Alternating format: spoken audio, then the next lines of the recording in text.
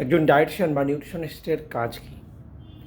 Nutritionist বা একজন ডায়েটিশিয়ানের কাজ শুধুমাত্র যে একটা মানুষের ওজন কম করে দেওয়া, মানুষের ওজন কম করতে হেল্প করা, মানুষের খাওয়া দাওয়া বন্ধ করতে হেল্প করা, এরকম কিছু না। একটা মানুষ ডায়েটিশিয়ান হিসাবে কাজ করছে এর মানে সে শুধুমাত্র যে আপনার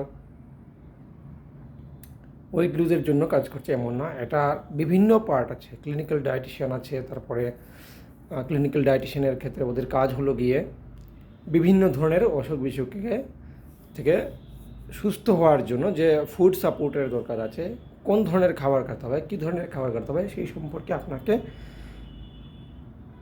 জানিয়ে দেওয়া, আপনাকে গাইড করা।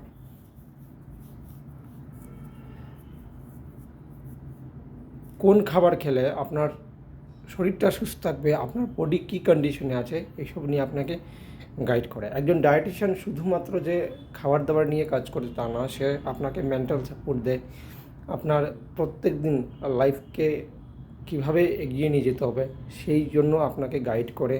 হ্যাঁ, অনেক কিছু ব্যাপার আছে এইসব ক্ষেত্রে। তো আপনি যদি আরও বিশেষ কিছু জানতে চান তাহলে আপনি আমাদের চ্যানেলটাকে সাবস্ক্রাইব করে রাখুন এবং পরবর্তী ভিডিওগুলো দেখতে থাকুন।